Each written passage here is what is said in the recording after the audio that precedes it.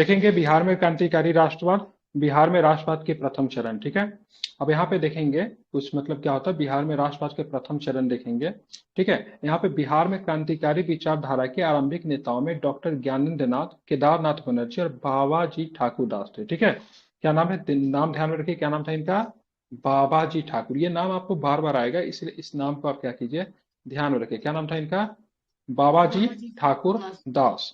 ठीक है, साथ में कौन थे, डॉक्टर ज्ञानेंद्र नाथ, केदारनाथ बनर्जी, ठीक है, और बाबाजी ठाकुर दास। तीनों की बात करेंगे, इन्हीं के क्रांतिकारी विचारधारा से बिहार में आपको आगे सारी चीजें आपको देखने को मिलती है। ठीक है, 1906 में बाबाजी ठाकुर दास ने पटना में रामकृष्ण सोसाइटी की स्थापना की थी। ठीक है, तो रामकृष्ण सोसाइटी की स्थापना किसने की थी, बाबाजी ठाकुर दास ने। ठीक है, ध्यान में, बाबाजी ठाकुर दास ने पटना में रामकृष्ण मिशन सोसाइटी की स्थापना की थी और मदरलैंड नामक क्रांतिकारी विचारों वाला, ठीक है, समाचार पत्र का प्रकाशन किया था। ठीक है, यहाँ पे ध्यान में रखना है, अगर आपसे पूछा जाए मदरलैंड, क्या पूछा जाए, मदरलैंड, तो क्या इसका आंसर करेंगे, बाबाजी ठाकुर दास।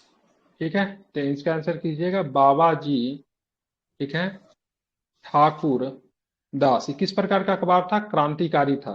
किस प्रकार का अखबार था, तो क्रांतिकारी था। लेकिन अगर पूछेगा आपसे दी मदरलैंड, ठीक है, क्या पूछेगा, दी मदरलैंड, तो इसका आंसर हो जाएगा मजहरुल हक। क्या हो जाएगा, मजहरुल हक। समझ गए, बेसिक अंतर है। एग्जाम में प्रश्न पूछता है, अगर मदरलैंड अगर पूछेगा नोट कर लीजिए, तो बाबाजी ठाकुर दास, उसी में अगर दी अगर लग जाएगा तो मजहरुल हक हो जाएंगे, जो कि पटना के सदाकत आश्रम से ये अखबार जो थी निकलती थी। क्लियर, याद आएगा, जी सर। ठीक है, तो मदरलैंड और डी मदरलैंड में गलती नहीं करना है। ठीक है, बहुत बेसिक चीज है, लेकिन यहाँ पे गलती लोग करते हैं, इसलिए मैंने इसको हाईलाइट कर दिया। ठीक है, अब बात करेंगे राम की सोसाइटी की स्थापना पटना में किसने की थी, तो बाबाजी ठाकुर दास ने की थी। कब की थी, तो 1906 में की थी। कब की थी, तो 1906 में की थी। ठीक है, हाँ, स्वदेशी आंदोलन के पूर्व इंद्रनाथ नंदी एवं अन्य कुछ भारतीय, स्वदेशी आंदोलन के भी पूर्व इंद्रनाथ नंदी एवं कुछ अन्य भारतीय बिहार आए तथा मैजिक लालटेन की सहायता से विभिन्न बस्तियों में क्रांतिवाद प्रचार किया। तो मैजिक लालटेन की घटना बिहार में किससे संबंधित है, स्वदेशी आंदोलन से संबंधित है। स्वदेशी आंदोलन से संबंधित है। स्वदेशी आंदोलन के पूर्व इंद्रनाथ नंदी एवं कुछ अन्य क्रांतिकारी बिहार आए तथा मैजिक लालटेन की सहायता से संपूर्ण बस्ती में क्रांतिवाद का विचार किया था। कि कौन आए थे बिहार में, इंद्रनाथ नंदी। और चीजें चलेंगे, बिहार में क्रांतिकारी राष्ट्रवाद के प्रथम चरण में घटना घट रही है, जो कि बहुत बड़ी घटना थी। 30 अप्रैल 1908 को मुजफ्फरपुर के बदनाम जज, ठीक है, मुजफ्फरपुर के बदनाम जज किंग्सफोर्ड को मारने का प्रयास, ठीक है, असफल प्रयास था, खुदीराम बोस और प्रफुल्ल चाकी के द्वारा किया गया। लेकिन गलती से बम कांड में वकील प्रिंगल कैनेडी की पत्नी और बेटी जो थी मारी गई थी। ठीक है, ये जो था, ये बंगाल का जो जज जो था, पहले तो बंगाल में था, बाद में मुजफ्फरपुर ट्रांसफर कर लिया। किंग्सफोर्ड जो था नहीं मरता है। ठीक है, किंग्सफोर्ड इससे पहले कोलकाता का चीफ प्रेसिडेंसी मजिस्ट्रेट तरुण बंगाली राजनीतिक, ठीक है, तरुण बंगाली राजनीतिक कार्यकर्ताओं को कड़ी सजाएं देने के लिए कुख्यात था। इसके प्रतिक्रिया स्वरूप क्रांतिकारियों ने उसकी हत्या करने की योजना बनाई, जिसमें वो चूक हो गई। और जब ये बात जब ब्रिटिश सरकार को पता चलता है, तो ये बंगाल से इसका ट्रांसफर करके कहाँ पे भेज देता है, बंगाल से ट्रांसफर करके कहाँ पे भेजा, मुजफ्फरपुर भेज देता है। लेकिन इसके पीछे जो बंगाल के जो कार्यकर्ता जो थे, इसके पीछे मतलब कहाँ कहाँ आते हैं, मुजफ्फरपुर आते हैं। मतलब इसका पीछा छोड़ता नहीं है, ये बंगाल से ट्रांसफर करवा ले मुजफ्फरपुर, तो बंगाल में जो कार्यकर्ता जो था, क्रांतिकारी कार्यकर्ता, वो वापस कहाँ पे आया, इनके पीछे पीछे मुजफ्फरपुर आता है। मुजफ्फरपुर बम कांड करने के बाद खुदीराम बोस और प्रफुल्ल चाकी रातों रात वहां से भाग गए। लेकिन अगले दिन पूसा रोड स्टेशन के नजदीक खुदीराम बोस जो होते गिरफ्तार होते। कहां से गिरफ्तार होते हैं, तो पूसा रोड स्टेशन से कहां से गिरफ्तार होते हैं, खुदीराम बोस। और प्रफुल्ल चाकी की बात करेंगे, पटना की तरफ से गिरफ्तार होते। कौन सा जगह था, दिया भी होगा इसमें। ठीक है, प्रफुल्ल चाकी ने 2 मई 1908 को पुलिस के मुठभेड़ में होने के कारण स्वयं को गोली मार ली। खुदीराम बोस पर भारतीय दंड संहिता का धारा 302, मतलब एक हत्या करने का प्रयास या फिर हत्या करने वाला जो केस जो होता, सो लगाया गया। अंतर्गत विशेष न्यायाधीश कंडक ने, ठीक है, क्या नाम था, करंडक। न्यायाधीश का नाम किसने था जिसने सजा सुनाई थी, क्या नाम था उसका, कर्णडक। कंडक ने मतलब क्या किया, सजा सुनाया। ठीक है, 9 जून 1908, 13 जून 1908 तक मुकदमे की सुनवाई चली। मुजफ्फरपुर के कालिदास बसु उनकी ओर से वकील थे। ठीक है। खुदीराम बोस के वकील कौन थे? कालिदास कालिदास बसु। ठीक है, कौन थे इसके वकील? तो कालिदास बसु की बात करेंगे, वकील थे। अदालत द्वारा दी गई सजा के अनुसार 18 वर्षीय खुदीराम बोस को 11 अगस्त 1908 को फांसी दी गई। कितने तारीख को फांसी दी गई? 11 अगस्त 1908 को इनको फांसी दी गई। जिस समय फांसी दी गई तो 18 वर्ष के आसपास इनकी उम्र थी, लेकिन पूरा 18 वर्ष इनकी उम्र नहीं थी। कहते हैं कि सबसे कम उम्र में फांसी इन्हीं को दी गई थी, खुदीराम बोस को फांसी दी गई थी। ठीक है। अब देखें, मुजफ्फरपुर से भेजे गए 2 सिपाही जो खुदीराम बोस को पूसा स्टेशन पे जो गिरफ्तार करता है, उनमें से एक है शिव प्रसाद मिश्रा, एक का नाम फतेह सिंह ने खुदीराम बोस को पूसा स्टेशन, इसको बेनीग्राम के नाम से भी जानते हैं, बेनीपुरी के नाम से भी जानते हैं, पर गिरफ्तार किया, जहां वह जीतू शाह की हलवाई की दुकान से मुठी खरीद के कुएं के समीप बैठकर खा रहे थे। किसने गिरफ्तार किया? शिव प्रसाद मिश्रा और फतेह सिंह नामक जो था अधिकारी ने गिरफ्तार किया। सजा किसने सुनाई? कर्नाटक ने सजा सुनाई थी। ठीक है। वकील कौन थे इनके? वकील कौन थे? तो कालिदास बसु की बात करेंगे। कालिदास बसु जो थे इनके क्या थे? वकील थे। ठीक है। अब देखेंगे प्रफुल्ल चाकी की आत्महत्या के लिए जिम्मेदार बंगाली दरोगा जिसका नाम था नंदलाल बनर्जी। यहाँ पे शिव प्रसाद सिंह फतेह सिंह का संबंध किससे है? शिव प्रसाद सिंह फतेह सिंह का संबंध ध्यान में रखिएगा खुदीराम बोस किससे है? खुदीराम बोस से। लेकिन कालिदास बसु का नंदलाल बनर्जी का संबंध किससे है? प्रफुल्ल चाकी से। प्रफुल्ल चाकी से। ठीक है। इसकी बाद में हत्या कर दी गई थी, नंदलाल बनर्जी की बाद में हत्या की 9 नवंबर 1908 को सर्पेंटाइन लेन कोलकाता में गोली मारकर हत्या कर दी गई थी। उल्लेखनीय है कि 9 नवंबर 1907 को शांति नारायण ने इलाहाबाद में स्वराज नामक एक समाचार पत्र निकाला। ध्यान, इस पे कार्रवाई होती है नवंबर 1908 में। ठीक है, शांति नारायण ने, ठीक है, तारीख गलती है, अच्छा। ये 1908 होना चाहिए या फिर 1909, 1908 होना चाहिए। ठीक है, तारीख गलत है, ये उस दिन भी हम बोले थे।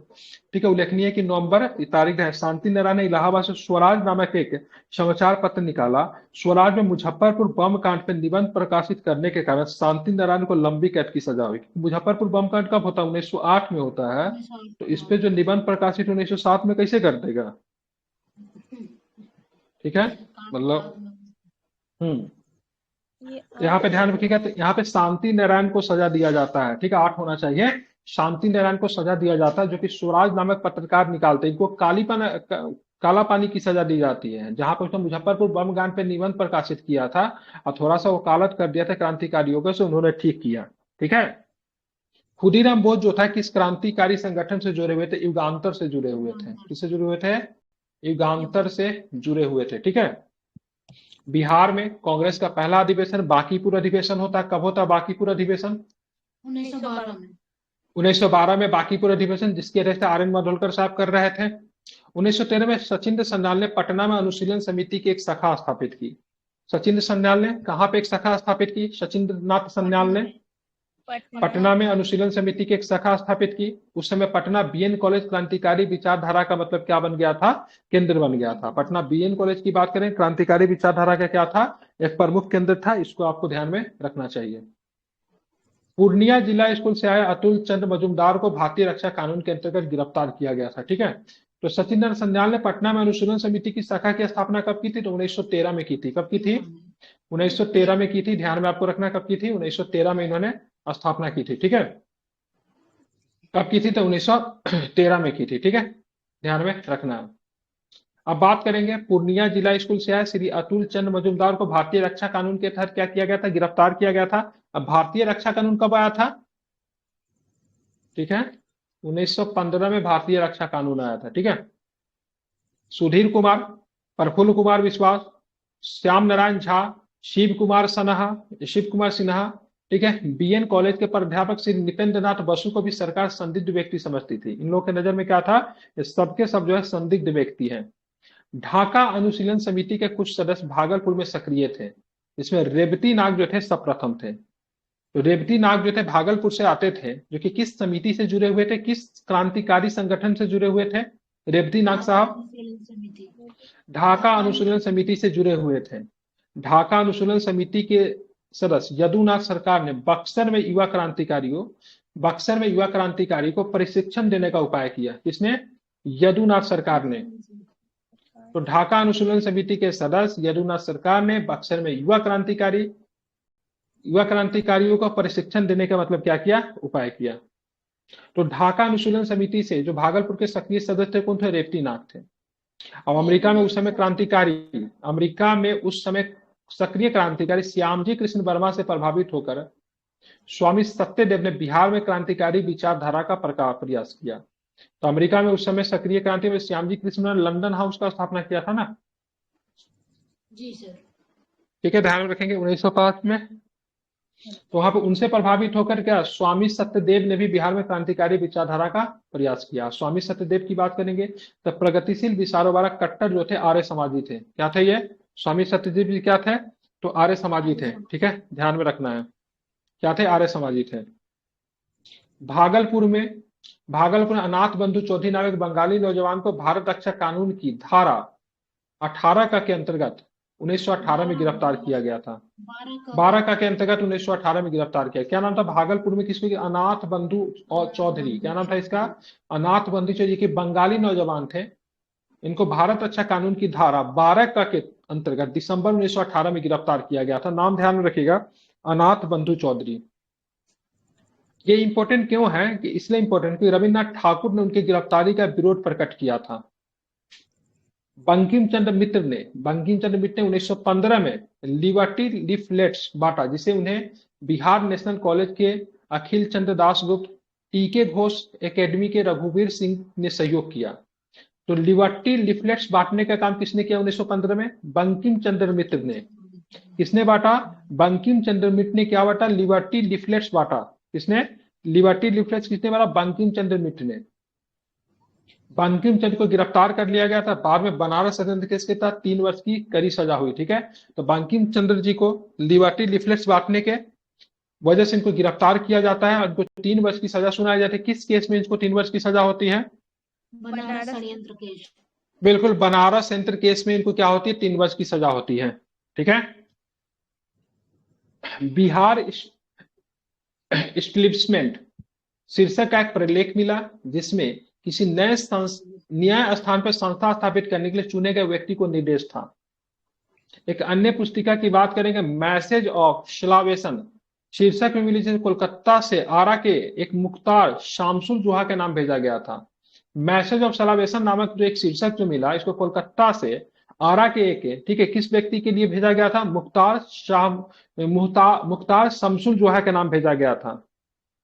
आरा सत्याग्रह प्रतिज्ञा पत्र के हस्ताक्षर करने वाले एक शमसुल जोहा था। ठीक है, आरा सत्याग्रह प्रतिज्ञा पत्र में हस्ताक्षर करने वाला शमसुल जोहा था। इस प्रतिज्ञा पत्र में भारतीय मुसलमानों को क्रांति के द्वारा स्वाधीनता प्राप्त करने के प्रयत्न में सफल संघर्ष करने का मतलब क्या किया गया, ऐलान किया गया था। तो मैसेज ऑफ सलावेशन का संबंध किससे, तो ध्यान में मुख्तार शमसुल जोहा के नाम से, जो कि कलकत्ता से मतलब एक शीर्षक आता है इनके नाम से। ये आरा के निवासी थे। बिहार में स्टैब्लिशमेंट क्या बोलते हैं इसको, क्या लिखा हुआ है, एस्टेब्लिशमेंट जो भी बोलते हैं। ठीक है, एक नया संस्था का मतलब गठन की, मतलब एक नया स्थान पे, सॉरी, जिसमें किसी एक नए स्थान पे संस्था स्थापित करने के लिए चुने गए व्यक्ति के लिए क्या था, निर्देश था। ठीक है, तो ये आपका चला था, पहला चरण चला था, ध्यान में रखेंगे, जो कि बिहार में यहाँ से प्रश्न क्या है आते हैं। ठीक है, तो चलिए आप हमको बताइए। ठीक है, बाबाजी ठाकुर दास के द्वारा जो अखबार जो निकाली जाती थी उनको क्या बोलते थे, मदरलैंड। मदरलैंड। ठीक है, किंग्सफोर्ड पे जो बम मारने का जो प्रयास जो किया गया था खुदीराम बोस प्रफुल्ल चाकी के द्वारा, ये घटना किस तारीख की थी, स्मॉल डेट बताइए। 30 अप्रैल 1908। 30 अप्रैल 1908 को था। ठीक है, फांसी कब दी गई थी खुदीराम बोस जी को, 2 मई 1908 को। 11 मई 1908, 11 अगस्त 1908 को फांसी दी गई थी। 11 अगस्त 1908 को फांसी दी गई थी। ये बात करेंगे, ये जो मुजफ्फरपुर की जो घटना जो है, ठीक है, मुजफ्फरपुर की घटना जो है उसका समर्थन किसने किया था,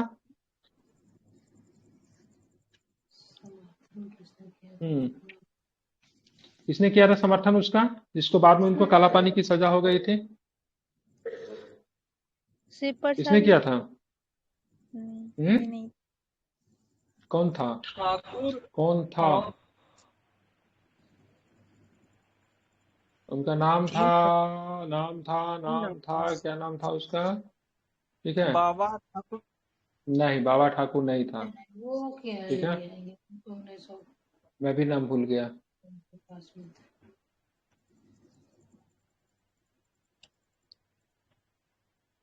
यहीं पे दिया होगा, ये प्रश्न पूछा हुआ है। ऊपर ही होना चाहिए सर। शांति नारायण, क्या नाम था उनका? शांति नारायण। शांति नारायण जी ने अशांति का समर्थन किया था, इस वजह से इनके नाम, इनके पे क्या निकला, तो इन पे मतलब सजा वगैरह दिया गया था। ठीक है, लंबी कैद की सजा दी गई थी शांति नारायण जी को। ठीक है, स्वराज नामक पत्रिका में मुजफ्फरपुर बम कांड पे एक उन्होंने निबंध प्रकाशित किया था।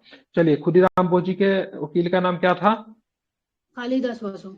कालिदास और इनको जो बसु। सजा सुनाने वाला उसके जज का नाम क्या था?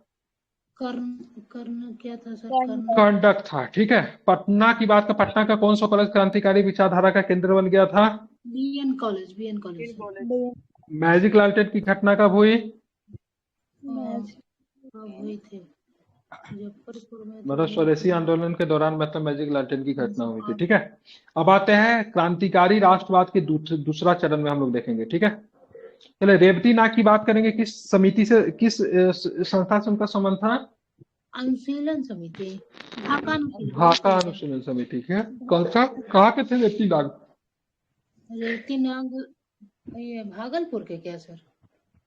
भागलपुर के थे रेवती नाग जी। ठीक है, ब्रिटिश सरकार के दमन चक्र द्वारा, ठीक है ध्यान रखें, ब्रिटिश सरकार के दमन चक्र के द्वारा असहयोग आंदोलन को समाप्त कर देने से युवा वर्ग में असंतोष क्या हो गया, भर गया। ठीक है, ध्यान रखेंगे, तो ब्रिटिश सरकार का दमन चक्र ध्यान रखना, उससे मतलब क्या, असहयोग आंदोलन को समाप्त किया गया, जिससे मतलब क्या होगा, काफी अधिक मतलब क्या होता है, युवाओं के मन में काफी अधिक मतलब क्या होता है, मतभेद आपको देखने को मिलती है। ठीक है, और इसी के वजह से क्रांतिकारी राष्ट्रवाद का बात करेंगे, फिर से मतलब क्या होता है, फिर से मतलब इसकी क्या होती है, शुरुआत हो जाती है। ठीक है, ध्यान में क्या होती है, फिर से मतलब क्या होती है, इसकी मतलब क्या होता है, शुरुआत होता है। ठीक है, मतलब दूसरा राष्ट्रवादी चरण इसलिए विकास हुआ क्योंकि 1920 का जो असहयोग आंदोलन जो था क्या हो गया, असफल हो गया। अगर असहयोग आंदोलन अगर सफल होता तो दूसरे राष्ट्रवादी चरण का, ठीक है, क्योंकि लोग जो थे, जितने भी युवा जो थे, गांधीवादी विश्वास चीजों में विश्वास करने लगे थे, लेकिन असहयोग आंदोलन सफल हुआ तो फिर से युवा जो होते हैं क्रांतिकारी राष्ट्रवाद की तरफ क्या होते हैं, मुड़ जाते हैं। ब्रिटिश सरकार के दमन चक्र द्वारा असहयोग आंदोलन को समाप्त कर देने से युवा वर्ग में असंतोष भर गया, जिसके फलस्वरूप क्रांतिकारी राष्ट्रवाद का पुनः जोर पकड़ने लगा। बिहार में 1924 के बाद के वर्षों में क्रांतिकारी गतिविधियों ने जोर पकड़ा। कुछ वर्ष पूर्व की क्रांतिकारी लहर की तरह इस समय भागलपुर इसका प्रमुख केंद्र बन गया। ठीक है, तो बिहार में क्रांतिकारी राष्ट्रवाद का केंद्र कौन सा जगह बना था? भागलपुर। कौन सा? भागलपुर। ठीक है, 19 जनवरी 1927 को श्री सचिंद्र बख्शी, क्या नाम था, श्री सचिन बख्शी को बिहार की यात्रा करते हुए भागलपुर में क्रांतिकारी आंदोलन का नेता होने के अभियोग में गिरफ्तार कर लिया गया। ठीक है, तो भागलपुर से 1927 में किस नेता को गिरफ्तार किया गया जिनके ऊपर आरोप लगा था, भाई साहब आप क्रांतिकारियों का नेतृत्व कर रहे हो, नाम क्या था उनका? सचिन बख्शी। ठीक है, क्या नाम है? सचिन बख्शी। ठीक है, नवंबर 1928 में दरभंगा, इस समय समस्तीपुर जिला के दरभंगा जिला के अंतर्गत समस्तीपुर आता था। ठीक है, दरभंगा समस्तीपुर जिला अंतर्गत दलसिंह सराय में एक डकैती हुई थी, सरकार की दृष्टि से राजनीतिक डकैती थी। ठीक है, तो 1928 में जो एक डकैती हुई थी, ठीक है, दरभंगा के किस स्थान पर डकैती हुई थी जिसको एक राजनीतिक डकैती माना गया था, कौन सा जगह था वो? दलसिंह सराय डकैती को सरकार ने राजनीतिक डकैती माना था। ठीक है, फिर से चंपारण में डकैती हो, तो चंपारण में कौन सा डकैती होता? मौलनिया डकैती। ठीक है, ध्यान रखेंगे, तो 1928 में दलसिंह सराय में डकैती होती है, 1929 में मौलनिया में डकैती होती है। मौलनिया कहाँ पड़ता है? तो चंपारण में पड़ता है। कहाँ पे पड़ता है? चंपारण में आपको क्या पड़ता है? तो चंपारण में आपको मौलनिया पड़ता है। बिहार में क्रांतिकारी आंदोलन की सब प्रमुख नेता योगेंद्र शुक्ल को पुलिस मौलनिया डकैती का मुख्य आरोपी मानती थी। ठीक है, किसे मानती थी? मौलनिया डकैती का मुख्य आरोपी किसे मानती थी पुलिस? योगेंद्र शुक्ल को। किसे मानती थी? योगेंद्र शुक्ल को मानती थी। ठीक है, योगेंद्र शुक्ल ने सारण पुलिस द्वारा 11 जून 1930 को गिरफ्तार कर लिया गया। इन पर तिरहुत षड्यंत्र केस के नाम से मुकदमा चला। तो योगेंद्र शुक्ल पे मुकदमा जो चलता है, कौन सा केस का मुकदमा चलता है इन पे? बिल्कुल, तिरहुत षड्यंत्र केस का मुकदमा चला। कहां से गिरफ्तार किया योगेंद्र शुक्ल को? सारण से गिरफ्तार किया। कहां से? सारण से गिरफ्तार किया। कब गिरफ्तार किया गया, ध्यान में रखेंगे, 1930 में गिरफ्तार किए गए। ठीक है, अब आते असेंबली बम कांड। असेंबली बम कांड कब हुआ था? 1929 में हुआ था असेंबली बम कांड। ठीक है, इसमें कौन थे? तो पटना में इस असेंबली बम कांड के बाद पटना में भगत सिंह और बख्तियार दत्त के चित्र एवं इश्तेहार की पत्रिका बांटी गई थी। इनके लेखक कौन थे? प्रोफेसर ज्ञान साहा थे। ठीक है, ज्ञान साहा जो थे भगत सिंह को काफी प्रभावित थे। ठीक है, ज्ञान साहा की बात करें, भगत सिंह से क्या थे? काफी अधिक प्रभावित थे। तो क्या किया गया? तो 1929 में असेंबली बम बम कांड हुआ था, तो बख्तियार दत्त और भगत सिंह के चित्र वगैरह, उनके इश्तेहार और चित्र वगैरह को बांटा गया था ज्ञान साह के द्वारा। ठीक है, ब्रिटिश सरकार ज्ञान साह को अतिवादी विचारधारा का क्रांतिकारी मानती थी। प्रोफेसर साह पटना क्रांतिकारी पार्टी के नेता मनिंद्र नारायण राय और Hindustan socialist Republic association HSRA की पंजाब शाखा के नेता श्री जयचंद विद्याचल के घनिष्ठ रूप से मतलब क्या थे? संबंध थे। ठीक है, तो HSRA के मतलब पंजाब शाखा के नेता जयचंद विद्यालंकर से उनका संबंध था। और उसके बाद बात करेंगे, ठीक है, पटना क्रांतिकारी पार्टी के तरफ मानिंद्र नारायण दास से भी इनका संबंध था ज्ञान साह। तो इन्होंने मतलब क्या पैम्पलेट वगैरह बांटे थे, जो कि मतलब किनसे? बख्तियार दत्त भगत सिंह जी से संबंधित थे। ठीक है, ध्यान में रखेंगे।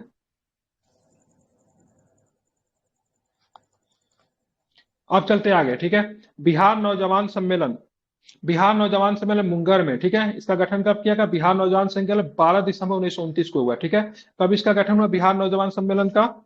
12 दिसंबर ठीक है, 12 दिसंबर 1929 को हुआ। ठीक है, सुभाष चंद्र बोस की अनुपस्थिति में पंडित प्रजापति मिश्र ने इसकी अध्यक्षता की। ठीक है, तो बिहार नौजवान सम्मेलन मुंगेर में 1929 में स्थापित हुआ। सुभाष चंद्र बोस नहीं आ पाए, तो उनकी उपस्थिति में इसकी अध्यक्षता किसने किया था? तो प्रजापति मिश्र ने। ठीक है, तो ये भी पूछा जाएगा। ठीक है, सुभाष चंद्र बोस जी को किस अधिवेशन में आना तो था, किस सम्मेलन में आना था, लेकिन वो नहीं आ पाए।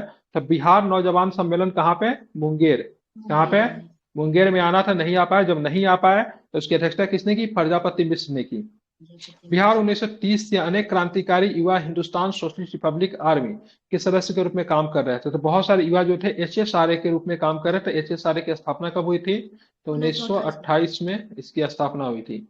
HRA की स्थापना की बात करेंगे 1924 में हुई थी। ठीक है, HSRA का प्रमुख केंद्र की बात करेंगे तो छपरा और पटना था। कहाँ पे था HSRA का प्रमुख केंद्र? कहाँ पर? बिहार में। तो छपरा प्लस, पटना। ठीक है, छपरा प्लस पटना जो था इसका प्रमुख केंद्र था। ठीक है, ध्यान में रखना है। छपरा केंद्र के नेता रामदेनी सिंह थे। हाजीपुर स्टेशन पर दाग का थैला लूटने का प्रयास किया, रामदेनी सिंह को फांसी की सजा दी गई। ठीक है, HSRA के छपरा केंद्र के नेता का नाम क्या था? रामदेनी सिंह। रामदेनी सिंह ने क्या किया था? ठीक है, हाजीपुर स्टेशन में इन्होंने डाक लूटने का प्रयास किया, डाक का थैला लूटने का प्रयास किया, जिनसे इनको आगे चल के फांसी की सजा मतलब दी गई। ठीक है, 1906 में डॉक्टर राजेंद्र प्रसाद द्वारा पटना में बिहार छात्र सम्मेलन का आयोजन किया गया। ठीक है, तो बिहार छात्र सम्मेलन का आयोजन 1906 में किस महापुरुष के द्वारा किया गया? क्या नाम है उनका? राजेंद्र बाबू। ठीक है, आपको पता होना चाहिए। 1936 में बिहार को मतलब क्या किया गया? उड़ीसा से मतलब क्या किया गया? अलग कर दिया गया। ठीक है, तो बिहार को उड़ीसा से कब अलग किया गया? 1 अप्रैल 1936 में किया गया। ठीक है, बरेंद्र कुमार घोष ने स्वदेशी आंदोलन के प्रचार के लिए देवघर में गोल्डन लीग की स्थापना की थी। देवघर लीग की स्थापना कहाँ पे हुई थी? गोल्डन लीग की सर, गोल्डन लीग की सॉरी, स्थापना देवघर में गोल्डन लीग की स्थापना कहाँ पे हुई थी? देवघर में हुई थी। कब किया गया था? ये स्वदेशी आंदोलन के दौरान ही हुआ था। किसने किया था? बरेंद्र कुमार घोष ने किया था। ठीक है, बंगाल विभाजन के विरोध में चलाए गए स्वदेशी आंदोलन के दौरान जमशेदपुर में Tata iron and steel company ने सरकारी और विदेशी सहायता लेने से इनकार कर दिया था। तो टाटन आयरन एंड स्टील, जो टिस्को कहते हैं, जो कि टाटा जो है, उन्होंने स्वदेशी आंदोलन के दौरान जमशेदपुर में टाटा आयरन एंड स्टील ने सरकारी और विदेशी सहायता लेने से उन्होंने इनकार कर दिया था। ठीक है, 28 जून 1931 को पटना बम कांड। ठीक है, कब होती है पटना बम कांड? कब होता है? 1931 में पटना बम कांड होता है। ठीक है, किसके द्वारा? हजारीलाल और प्रकाश सूर्यनाथ चौबे के द्वारा किया गया। तो पटना बम कांड किनके द्वारा किया गया? पटना बम कांड, ठीक है, हजारीलाल और सूर्यनाथ चौबे के द्वारा पटना बम कांड। ठीक है, तो ध्यान में रखना है। तो पटना बम कांड की बात करेंगे, हजारीलाल और सूर्यनाथ चौबे। 9 नवंबर 1900, ठीक है, 9 नवंबर 1932 को लाहौर षड्यंत्र के सरकारी गवाह फणिंद्रनाथ घोष को बेतिया में छुरा मारकर हत्या कर दी गई। ठीक है, तो लाहौर षड्यंत्र के सरकारी गवाह बने थे, क्या नाम था इनका? फणिंद्रनाथ। ठीक है, फणिंद्रनाथ घोष, इनकी छुरा मार के हत्या कर दी। ठीक है, और इनकी हत्या किसने की थी? तो वैकुंठ शुक्ल ने की थी। किसने की थी? वैकुंठ शुक्ल ने हत्या कर दी थी। ठीक है, क्योंकि ये लाहौर षड्यंत्र का वही लाहौर षड्यंत्र जिनमें फांसी की सजा हुई थी, सुखदेव, राजगुरु, भगत सिंह को फांसी की सजा हुई थी, उसके सरकारी गवाह कौन बना था? ठीक है, तो सरकारी गवाह कौन बना था? तो फणिंद्र नाथ घोष। इसकी हत्या किन्होंने कर दी? तो बैकुंठ शुक्ल ने कर दिया। बैकुंठ शुक्ल को इसके लिए 1933 में मतलब क्या दिया गया? फांसी दे दिया गया। ठीक है, और इसकी जो हत्या जो हुई थी, ठीक है, फणिंद्र नाथ घोष की हत्या जो हुई थी कहाँ पे हुई थी? तो ध्यान रखिए, बेतिया में इनकी हत्या हुई थी। ठीक है, कल के क्लास में हम लोग पढ़ेंगे, ठीक है, खिलाफत आंदोलन और बिहार को पढ़ेंगे। थोड़ा सा इसको रिपीट करवा देता हूँ, तो इसमें बहुत सारे जो थे फैक्ट थे। ठीक है, ढाका अनुशीलन समिति के सदस्य जो थे किस जिला में सक्रिय थे? भागलपुर में। भागलपुर में। ठीक है, इनके प्रमुख कौन थे? प्रमुख कौन थे? रेवती नाग। रेवती नाग। ठीक है, कौन थे? रेवती नाग थे। ठीक है, मतलब अमेरिका मतलब बात करेंगे श्यामजी कृष्ण वर्मा से। ठीक है, बिहार के कौन से क्रांतिकारी नेता प्रभावित थे? सत्यदेव, स्वामी सत्यदेव जी। ठीक है, स्वामी सत्यदेव जो थे, ठीक है, आर्य समाजी थे या फिर मतलब कौन थे? आर्य समाजी। ठीक है, ध्यान रखेंगे, आर्य समाजी थे। ठीक है, ध्यान में रखना। ठीक है, बंकिम चंद्र, बात करेंगे बंकिम चंद्र मित्र ने। ठीक है, बंकिम चंद्र मित्र ने, ठीक है, कौन से क्या चीज बांटा जिनके वजह से उनको मतलब गिरफ्तार किया जाता है? Liberty leaflets. लिबर्टी लिफलेट्स बांटा था। ठीक है, ध्यान में रखेंगे। ठीक है, 1915 में। ठीक, बंकिम चंद्र मित्र को जो गिरफ्तार किया जाता है, किस केस में गिरफ्तार किया जाता है? बनारस षड्यंत्र केस। बनारस षड्यंत्र केस में इनको क्या किया जाता है? गिरफ्तार किया जाता है। ठीक है, 3 साल की सजा। मैसेज ऑफ सलावसन जो आया था, जो कि कलकत्ता से चली थी, किसके लिए आया था? मुख्तार शमसुल जोहा। ठीक है, शमसुल जोहा के लिए आई थी, जो कि आरा का निवासी था ये। ठीक है, ध्यान में रखेंगे। ठीक है, अब आते हैं, बात करेंगे क्रांतिकारी लहर के इस समय में, ठीक है, कौन सा जिला जो था प्रमुख केंद्र बन गया था? भागलपुर। चलिए, भागलपुर में किस व्यक्ति को, ठीक है, क्रांतिकारी का नेता होने की संदिग्ध के आधार पर गिरफ्तार कर लिया गया था? क्या नाम था? सचिन बख्शी। ठीक है, बिहार में कौन सी डकैती हुई थी जिनको मतलब राजनीतिक डकैती माना गया था? दरभंगा का दल सिंह सराय वाला। बिल्कुल। ठीक है, मोलनिया डकैती किस जिला में हुई थी? मोलनिया डकैती। चंपारण। मोलनिया डकैती के प्रमुख नेता कौन थे जो कि फरार चल रहे थे? योगेंद्र शुक्ल। ठीक है, क्या नाम था? योगेंद्र शुक्ल थे। ठीक है, ध्यान में, क्या नाम था उनका? योगेंद्र शुक्ल था। ठीक है, योगेंद्र शुक्ल पे कौन सा केस चला? तिरहुत षड्यंत्र केस। तिरहुत षड्यंत्र। असेंबली बम कांड के बाद, ठीक है, भगत सिंह बख्तियार कोर्ट से कौन सा व्यक्ति प्रभावित है जिन्होंने मतलब क्या किया था? इश्तेहार की पत्रिका मतलब बेची थी। ठीक है, क्या नाम था उनका? ज्ञाना साहब। ठीक है, बिहार नौजवान सम्मेलन का मुंगेर में जो होने वाला था 1929 में, उसमें कौन आने वाले थे? सुभाष चंद्र बोस आने वाले थे, लेकिन नहीं। ठीक है, लेकिन वो नहीं आ पाए, तो उनके जगह पर अध्यक्षता किसने की? प्रजापति मिश्र ने। प्रजापति मिश्र ने की। ठीक है, ध्यान में रखेंगे। ठीक है, एचएसआरए का प्रमुख केंद्र कौन था बिहार में? पटना और ये छपरा। ठीक है, पटना और छपरा। ठीक है, एचएसआरए का छपरा शाखा का नेता का नाम कौन था? क्या नाम था जिन्होंने हाजीपुर स्टेशन पर दाग का थैला लूटने का प्रयास किया था? रामदेनी सिंह जी। ठीक है, पटना में बिहार छात्र सम्मेलन का आयोजन किसने किया था 1906 में? Doctor Rajendra Prasad. Golden league की स्थापना कहाँ पे की गई थी? देवघर में। देवघर में। किसके द्वारा गोल्डन लीग की स्थापना की गई थी? बरिंद्र कुमार घोष। बरिंद्र कुमार घोष। ठीक है, ध्यान में, बरिंद्र कुमार घोष। ठीक है, फरिंद्र नाथ जो थे किस केस में मतलब क्या सरकारी गवाह बन गए थे? लाहौर षड्यंत्र केस में। लाहौर षड्यंत्र में। ठीक है, उनको मतलब उनकी हत्या किसके द्वारा कर दी गई? बैकुंठ शुक्ल। कब की गई? बैकुंठ शुक्ल के द्वारा। ये 1930। ठीक है, तो कल हम 1933 में की गई थी, या कहाँ पे की गई थी? तो कहाँ पे की गई थी? शुक्ल को फांसी दे दिया था ना 1932 में, ही ना छुरा मार दिया था। हाँ, 1932 में। ठीक है, 1933 में फांसी दी। कहाँ पे किया था इन्होंने? बेतिया में। बेतिया सर। बेतिया में। ठीक है, कल की क्लास में खिलाफत आंदोलन, ठीक है, असहयोग आंदोलन, खिलाफत और असहयोग करेंगे कल की क्लास में। ठीक है, पढ़ कर आइएगा। असहयोग बहुत लंबा चैप्टर है, इसको पढ़ कर आइएगा, इससे प्रश्न एग्जाम में पूछे जाते हैं।